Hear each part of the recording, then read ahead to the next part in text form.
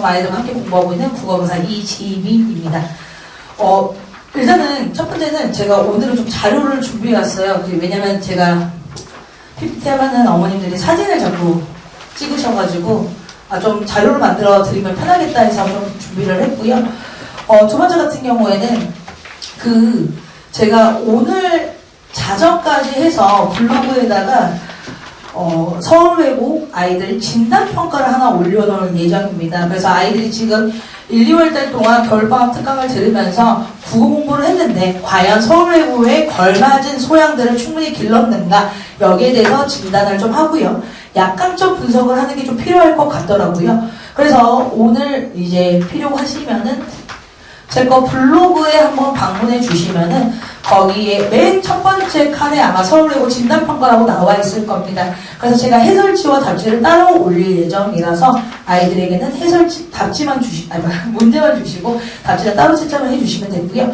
그 다음에 두 번째는 약강적 분석을 좀 해야 되기 때문에 여기로 아이들 시험 본 것들 그대로 사진 찍어서 보내주시면은 제가 아이들 약강점 분석에서 어디가 부족하고 어디가 지금 잘 되어 있고 서울외고 준비를 하려면은 뭐가 더 필요합니다 라고 제가 좀 말씀을 드리도록 하겠습니다.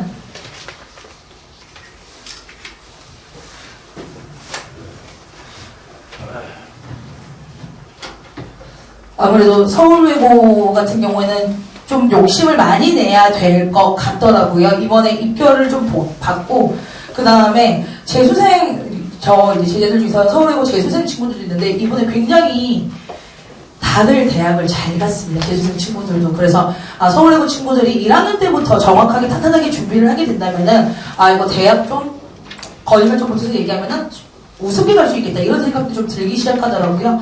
그 다음에 외국까지 갈 정도면은 이제 뭐 서울외고의 기존 평판과 무관하게 아이들이 자원들이 좀 좋습니다.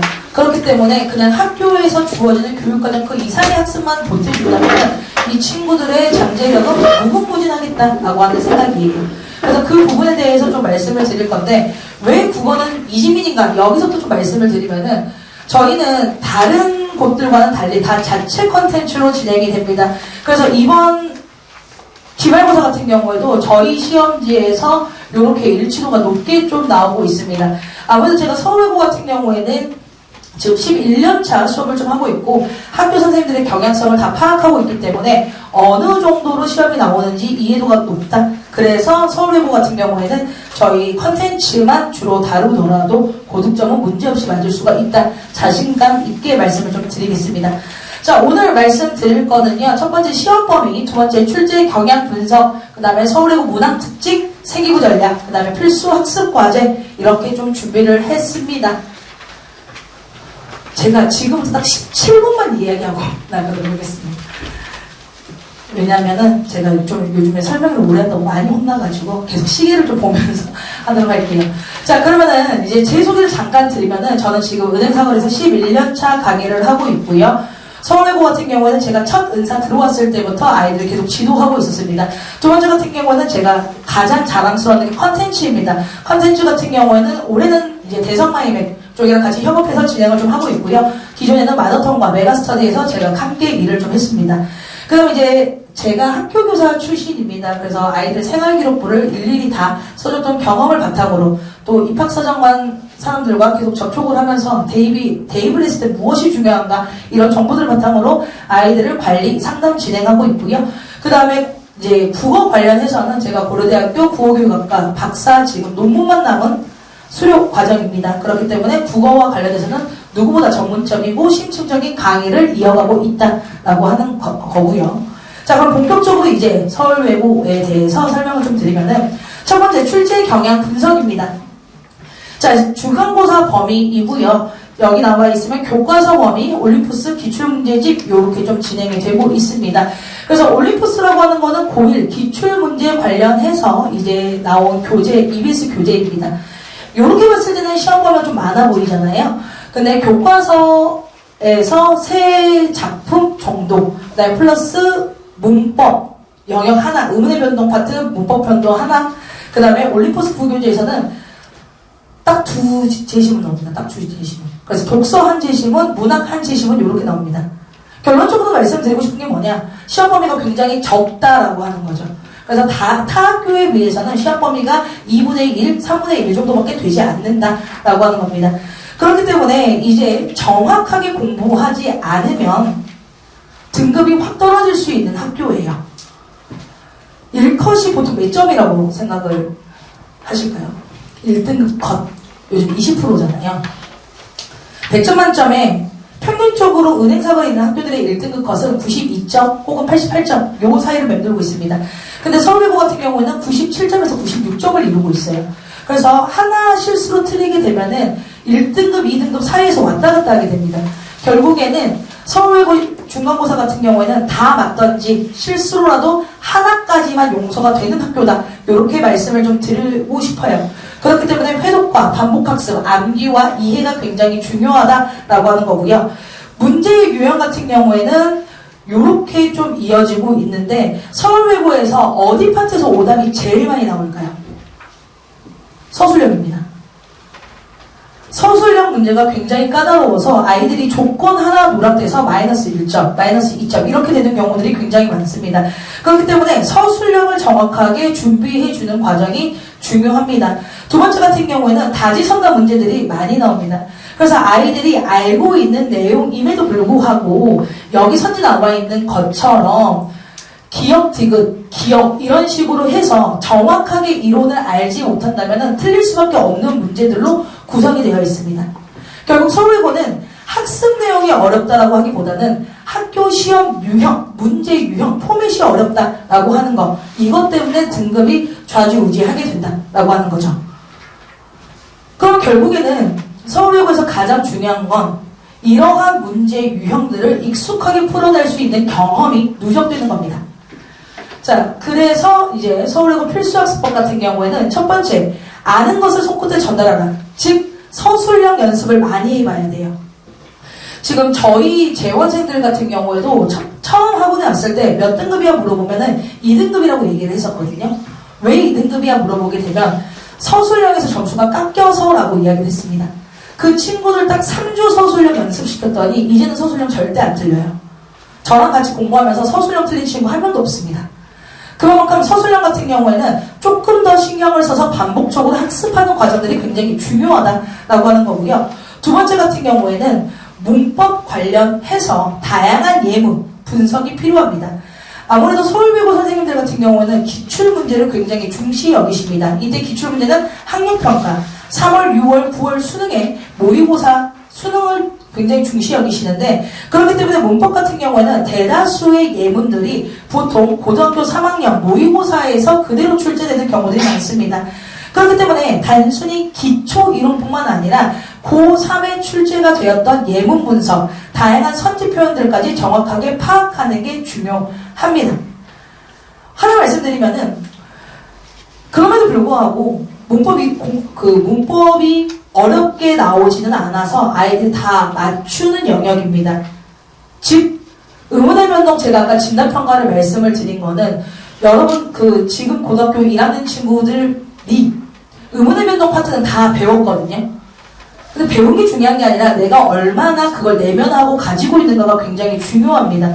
그렇기 때문에 적어도 2월 말까지는 의문의 변동 관련해서 기본적인 이론은 다 알고 있어야만 서울외고 들어갔을 때 정확하게 학습이 진행될 수가 있다라고 하는 거죠. 그래서 문법 공부 같은 경우에는 어려워해서 끝나면 안 되고요. 정확하게 파악하고 아는 게 중요합니다. 문법 문제가 7개 나오면은 7개 다 맞아야 됩니다. 자, 그 다음에 마지막으로는 동형 모의고사가 필수다. 아까도 말씀드렸지만 서울외고 같은 경우는 독특한 시험 문제 유형들이 몇 가지가 존재해요. 그렇기 때문에 거기에 대한 경험치를 누적시켰을 때 어떤 문제 유형이 나와도 낯설지 않고 긴장하지 않고 정확하게 풀어낼 수가 있습니다. 그래서 이러한 실전 모의고사 경험들을 누적해주는 게 굉장히 중요합니다. 여기까지 말씀을 좀 드렸고요. 정리해서 좀 말씀을 드리면은 첫 번째, 서울외고 시험은 쉽습니다. 두 번째, 그렇기 때문에 나 역시도 다 맞춰야 됩니다. 세 번째, 그 중심에는 문법이 있습니다. 문법은 반드시 선행이 되어야 합니다. 그 다음에 마지막으로는 서술형 준비. 보통 아이들이 쓰기 굉장히 귀찮아하는데 지금부터라도 자꾸 쓰고 서술형 문제에 익숙해지는 버릇을 길러야 합니다. 자, 그러면은 이제 다음은 생활기록부로 좀 넘어갈 수 있도록 할게요. 혹시 제가 지금 말이 좀 빠른가요? 감사합니다. 제가 지금 전달해야 되는 정보는 너무 많고 계속 시간 지키라고 20분 넘어가면은 커피 다 쏘라고 그래가지고 제가 지금 최대한 좀 요약해서 말씀을 드리고 있는데, 자, 생활기록부 여기가 지금 제일 중요합니다. 여기가 서울외고는요 대치동에서 컨설팅하게 되면 내용이 안 맞습니다. 서울외고는 서울외고만의 특징을 좀 가지고 있기 때문에 서울외고의 그런 경향성에 맞춰서 컨설팅이 좀 필요합니다. 자, 그러면 이제 서울외고 특징을 좀 먼저 말씀을 드릴게요. 자, 첫 번째 같은 경우에는 정보모학과 지망이 굉장히 많습니다. 보통 예를 들어서 일본어학과 친구들이 뭐 예를 들어서 27명이다 하게 되면 20명이 일본어를 지원을 해요. 이게 왜 그러냐면 다양한 이유가 있겠지만 교내 상담을 할 때 먼저 정보모부터 선택을 하라고 합니다. 그래서 경영학과를 지원하고 있더라도 학교 선생님이 계속 일본어를 권유를 하세요. 그래서 지금 저희 재원생 같은 경우에도 갑자기 생기부가 다 일본어로 틀어진 친구들이 있습니다. 자, 이게 문제가 뭐냐면요. 27명 중에 20명이 일본어를 선택해버리면은 걔네들이 이런 일문을 다 쓰게 되잖아요. 그러면은 학교 간의 경쟁이 아니라 학교 내의 경쟁이 돼버립니다. 자, 예를 들어서 서울외고는 항상 뻔합니다. 9등급제 일대를 예로 들어서 말씀을 드리면은 보통 이제 9등급제에서 4.1에서 4.9까지 이 친구들이요 쓰는 학교들이 다 정해져 있습니다. 성신여대, 국민대, 숭실대, 서울여대 요렇게 좀 정해져 있어요. 그럼 여기에서 일본어과 친구들이 27명 중에서 20명이 여기에 똑같은 학교에 모두 다 일본어 학과를 지원하게 된다라고 하는 거죠. 그러면 학교, 대학교 입장에서는 각각 고등학교에서 뽑아야 되는 제한적인 인원이라는 게 존재하거든요. 그럼 서울외고 친구들이 아무리 생기부가 좋고 아무리 성적이 좋아도 각 학교에서 뽑아내야 될 인원이 정해져 있기 때문에 학교 내에서 경쟁을 시킬 수밖에 없는 겁니다. 그래서 서울외고 같은 경우에는 뭐 재작년에는 4.0등급인데 국민대 붙었어요. 근데 올해는 4.0등급인데 국민대 떨어졌어요. 이런 경우들이 발생하게 됩니다. 결국에는 그 각 연도에 나와 비슷한 점수대 친구들이 나와 같은 학과를 쓰는가 다른 학과를 쓰는가가 굉장히 중요합니다. 그래서 막 무작정 전공어를 진로로 선택하는 것보다는 반드시 2개 이상의 진로를 선택해 주시는 게 중요하다고 말씀을 드리고 싶어요. 그래서 첫 번째 같은 경우에는 전공어 관련해서 선택을 하시고, 두 번째 같은 경우는 전공어와 유사학과가 존재하게 됩니다. 일본어 학과 같은 경우는 이런 일본학과가 있고 일본어 학과가 있고 그 다음에 일본 문화학과가 있고 그 다음에 아시아, 동아시아학과가 있습니다. 그래서 거기에 관련해서 글씨가 너무 이상한데요. 소수어 관련해가지고 좀 써주시면 좋을 것 같고, 그 다음에 이제 아이들이 진짜 원하는 전공 쪽이 있겠죠. 뭐 경영학과, 경제학과, 사회학과, 국제학과 이런 것들이 있겠죠. 그래서 이런 것들을 해서 2개에서 3개 정도 선택을 해주시는 게 굉장히 중요할 것 같습니다. 이렇게 지원을 해줬을 때 거의 높은 확률로 대입에 성공하게 됩니다. 그래서 학교에서 안내해주는 것도 물론 따르는 거 좋죠. 중요하죠. 근데 그 이상의 것을 학생들이 능동적으로 준비했을 때 대입에 좀 가까워진다라고 하는 거고요. 그 다음에 두 번째가 상경계열과 미디어학부 지원자가 많습니다. 아무래도 문과 친구들이다 보니까 서울외고가 250명 정도잖아요. 200명한테 물어보면 다 미디어학과를 지원하게 됩니다. 그래서 미디어 어차피 부모님들 다 아시잖아요. 문과 계열이 대학교 들어가면 과 그렇게 중요하지 않다는 거. 복수 전공이라고 하는 아주 좋은 제도가 있습니다. 이과 친구들은 복수 전공 못하는데 문과 친구들은 복수 전공 해야 해요. 저도 했습니다. 그래서 복수 전공이라는 제도가 있기 때문에 너무 과에 현안이 돼서 그 과만 준비하기보다는 조금 더 경쟁률이 낮은 학과를 지원해 주시는 게 중요할 것 같아요. 그래서 만약에 미디어학과를 우리 아이가 지원하고 싶다라고 하게 되면 좀 비틀어서 국문과, 영문과 이쪽으로 지원해 주셔도 좋을 것 같고, 상경계열 같은 경우에는 지원해 주시되 반드시 서브학과가 뒤따라 있어야 됩니다. 그래서 뭐 경영학과 가게 된다 하게 되면 그냥 경영학만 준비하기보다는 소비자학과, 그 다음에 심리학과 이쪽으로 좀 주변을 잡아가지고 같이 준비해 주시는 게 굉장히 중요하다. 생기부가 정말 정말 중요합니다. 그 다음에 전공적 합성을 갖추되 자기적인 연결은 하지 않아야 된다라고 하는 거. 자기적인 연결이 오히려 마이너스가 되기 때문이죠. 그래서 만약에 내가 국문과를 가고 싶다 하게 됐을 때 국어, 영어, 뭐 사회 이런 것들은 전공적 합성이랑 같이 연결해서 보고서 작성이 가능합니다. 근데 수학과 국어, 국문은 좀 연결하기가 힘들잖아요. 이때 억지로 연결하기보다는 저 수학 공부 열심히 했습니다. 수학을 통해서 제 스스로 자기 두드려 학습을 했습니다. 모르는 친구들에게 제가 질의응답을 해주면서 리더십을 키웠습니다. 이쪽으로 좀 적어주시는 게 굉장히 중요합니다. 그 다음에 수행평가 같은 경우는 주제가 핵심입니다. 첫 번째, 아이들은 내용을 쓰느라 지쳐요. 근데 아무리 훌륭한 내용이라도 주제가 엉망이면은 제목이죠, 제목. 보고서 제출할 때 제목. 제목이 엉망이면은 생기부가 엉망으로 올라갑니다. 왜냐? 선생님들은 제목만 복붙해서 생기부에 넣기 때문이에요. 그래서 제목을 굉장히 잘 짜야 되는 거고요. 두 번째, 이 제목을 짤 때 아이들이 챗GPT나 제미나이를 좀 많이 씁니다. 그거 싹 다 걸립니다. 아시겠죠? 그거 싹 다 걸리고요. 그 다음에 제미나이나 챗GPT 같은 경우에는 너무나 심층적으로 고등학생 애들이 생각할 수 없을 정도의 깊이로 문구가 나오기 때문에 그거는 무조건 걸리게 됩니다. 그래서 이런 부분들은 아이들이 웬만하면은 AI 안 쓰고 기입할 수 있도록 노력을 해주셔야 됩니다. 자, 그럼 이렇게 어려운 것들을 어떻게 우리 아이들이 다 하나? 제가 다 해드립니다. 이제 저의 가장 큰 수업의 주제는 올인원입니다. 그냥 이지민한테 맡기면은 알아서 다 해주겠지. 약간 이런 느낌으로 저희가 다 관리를 하고 있고요. 그렇기 때문에 서울외고에 담당되는 조교 명수만 저희가 5명입니다. 그래서 저희 수업 같은 경우에는 아까도 말씀드렸지만 범위가 적은 만큼 회독을 많이 하자. 무조건 3회독 진행을 하고 있고요. 첫 번째는 기초학습, 두 번째는 가끔 이제 서울외고 같은 경우는 2문제에서 3문제 정도 외부 작품이 나오기 때문에 외부 작품 관련해서 낯선 작품을 만났을 때 우리가 어떻게 해석해야 되는지, 어떤 전략으로 작품에 접근해야 되는지 연계학습하고 있고요. 3회독 때는 저희가 서머리 자료가 나가게 되면서 무조건 시험에 나오는 압축 자료, 압축 학습을 진행하고 있습니다. 만약에 3회독이 되지 않으면 무료 보강 잡아가지고 어떻게든 3회독 진행해서 아이들이 국어에 정확하게 이해할 수 있도록 지금 지도하고 있고요.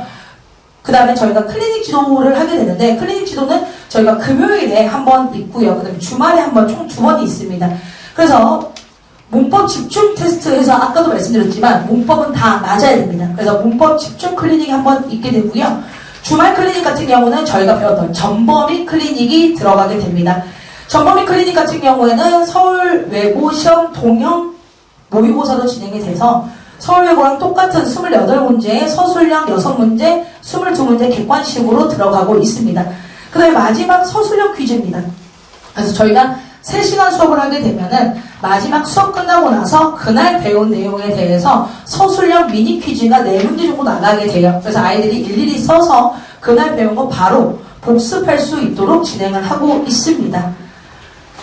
그리고 이제 저희 교재, 저희는 이제 주간지로 나가게 돼서 매주 책 한 권에 실전 문제와 핵심 내용들 들어가고 있고요. 그 다음에 3회독 들어갈 때는 저희가 핵심 요약집과 그 다음에 예열 문제라고 해서 아이들에게 필요한 문제들만 풀 수 있도록 실전 문제집이 나가게 됩니다. 그 다음에 매주 1회 실전 모의고사가 진행될 때 저희가 다 자체 제작해서 서울외고다운 시험지로 아이들이 조금이라도 학교의 실전 준비가 될 수 있도록 지도하고 있습니다. 그 다음에 생활기록부 관리인데 저희가 생활기록부 관리는 첫 번째 전공 상담 진행하고 있고요. 두 번째 같은 경우에는 모든 과목의 모든 영역, 과학, 수학도 가능합니다. 거기에 따라서 이제 생활기록부 관리를 다 해주고 있습니다. 첫 번째, 지금 서울외고 친구들 이제 문자들인데, 과목 뭐 하고요. 그 다음에 희망 전공 했을 때, 요렇게 어떤 내용을 적어야 되는지 말해주게 되면은, 주제, 목차까지 지금 다 지도를 하고 있습니다. 그 다음에 서울외고 같은 경우에는 방학 동안에 생기부 검토 한번 하게 하고요. 수정할 사항이 있으면은 수정할 거 바이트 맞춰서 가져와라 라고 합니다. 아이들이 그거 수정하게 되면은 중구난방이 되거든요. 그래서 저희한테 보내달라고 얘기를 해서 저희가 바이트 수 맞게 알찬 내용으로 다 꾸려주게 됩니다. 서울고는 제가 좀 자신있게 말씀드릴 수 있는 거는 이 생활기록부로 제가 낮은 등급인데도 높은 대학을 뚫은 경우들이 굉장히 많습니다. 그만큼 서울외고의 특색을 살린 생활기록부는 저희가 담당해서 다 관리해드릴 수 있다라고 자부심 있게 말씀을 드립니다. 그래서 이제 수강 후기 이렇게 좀 나와 있고, 서울외고 같은 경우에는 제가 11년차 하게 되면서 너무 자신감 있는 학교이기도 하고요. 그 다음에 서울외고 같은 경우에는 국어, 생활기록부 전체 다 지도를 하고 있기 때문에 맡겨만 주시면은 아이들의 대입까지 책임지고 같이 끌고 가도록 하겠습니다. 그 다음에 마지막으로 한 말씀 더 드리면은 서울외고 친구들이 과제를 잘 안 해요. 과제를 진짜 너무 안 합니다. 그래서 아이들에게 이제 상담하면서 과제하자, 해야 돼. 막 내가 이거 과제 해오면 아이스크림 사줄게 항상 하는데 제일 중요한 건 그냥 냅다 부르는 거더라고요. 그래서 서울외고 아이들 과제 미완료됐을 때는 추가 등원 시켜서 과제 완료까지도 모두 지도를 하고 있습니다. 그래서 저희가 강의를 뿐만 아니라 정확한 관리까지도 무엇인지 보여드릴 테니까 저희 믿고 한번 수업 선택해 주시면 최선을 다해 지도할 수 있도록 하겠습니다.